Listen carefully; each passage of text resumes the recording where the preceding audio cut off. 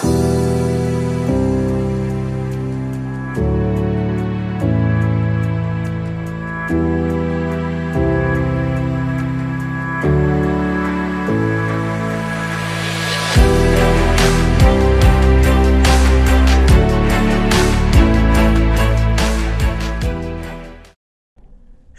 জয় যিশু খ্রিস্টে ভাই বোনেরা। এবং আজকে আমাদের সাথে আমাদের মাঝে রয়েছেন এক দাদা, এবং তার বিষয় নিয়ে আমি আপনাদেরকে তার সাক্ষ্য বলবো, কিন্তু তার আগে আমি আপনাদেরকে তার পরিচয় করে দেব তারই মুখ থেকে। এবং আমি দাদাকে বলবো আপনার নাম এবং আপনি কোথায় থাকেন একটু প্লিজ বলবেন আমাদেরকে। আমার নাম আছে সমীর দাস, আমি থাকি ট্যাংরা থানার অপোজিটে এবং 69 ডিসিজে রোড, কলকাতা 15।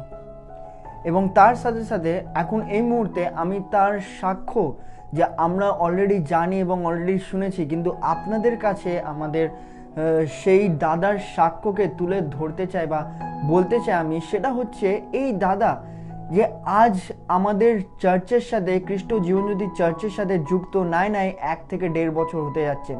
এবং তার সাথে সাথে তিনি যে কেন প্রভুর কাছে এসেছেন, তিনি কেন প্রভুতে বিশ্বস্ত, কেনই বা আজ তার জীবনের তিনি সাক্ষ্য আপনাদের কাছে তুলে ধরছেন, সেটা হচ্ছে বিগত আজ কিছু দিন বা কিছু মাস আগে যখন উনি নানান রকমের সমস্যার মধ্যে ছিলেন, নানান রকমের রোগের মধ্যে ছিলেন, নানান রকমের কষ্টের মধ্যে ছিলেন, তো তার কাছে কোনো আশা ছিল না, তার কাছে কোনো রকমের বিষয় ছিল না যে সেখান থেকে তিনি বার হয়ে আসতে পারবেন বলে। কারণ তার যে সমস্ত শরীরের মধ্যে রোগ বা অসুস্থতা ছিল, যেটা হচ্ছে সর্বপ্রথম সুগার, প্রেশার, লিভারের সমস্যা, এবং তার সাথে সাথে তার ডান সাইডে গলার মধ্যে ডক্টর সেখানে ধরা পড়েছিল টিউমার বা অ্যাপেন্ডিক্স জন্য কিছু তার গলার মধ্যে ধরা পড়েছিল, এবং সেটা প্রায় অনেক বড় আকারে ছিল। তো সেই ক্ষেত্রেতে এই সমস্ত কিছু থেকে বার হওয়ার জন্য তিনি নানান রূপভাবে আশা খুঁজছিল যে কী রূপভাবে তিনি সম্পূর্ণভাবে এই সমস্ত কিছু থেকে বেরাতে পারে বা সুস্থ হতে পারেন। এবং তার জীবন যদি বলি, তিনি সাধারণভাবে নিজের জীবনযাপন এবং তার পরিবারকে চালায় অটো চালিয়ে, এবং সেই ক্ষেত্রেতে একটা আমাদের মতন মিডল ক্লাস পরিবারের ক্ষেত্রেতে যদি আমি বলি, ওনার জীবনে প্রত্যেক সপ্তাহ 10 থেকে 12,000 টাকা ওষুধ পালার জন্য শুধুমাত্র তাকে খরচা করতে হতো, যাতে উনি সম্পূর্ণভাবে সুস্থ হতে পারে, কারণ তার শরীরের মধ্যে এতটাই সমস্যা ছিল।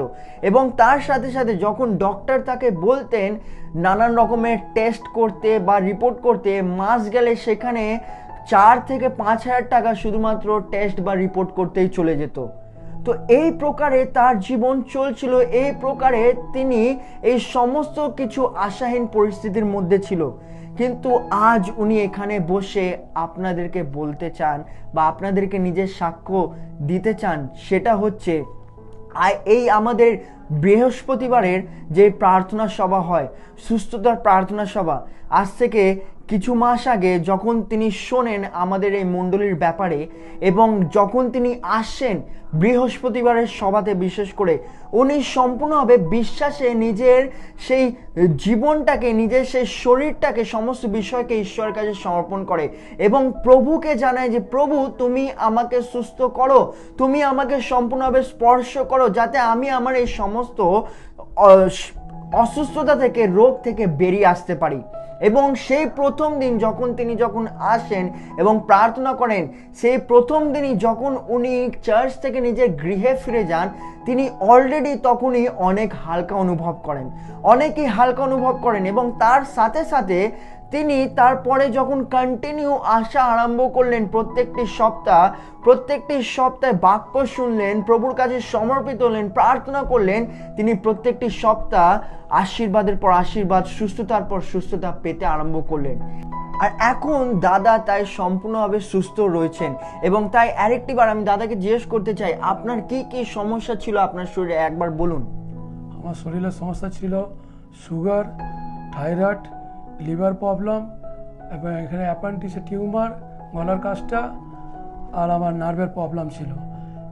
এবং এখন এই সমস্ত কিছু থেকে আপনি সুস্থ সম্পূর্ণভাবে, তাই তো? একদম সমস্ত সুস্থ আছি একদম। এবং প্রায় কত দিন হয়ে গেছে আপনাকে আর ওষুধপালা কিছু খেতে হচ্ছে না? আমি 8 দিয়ে 9 মাস হয়ে গেছে, আমি আর একদম ওষুধ খাই না।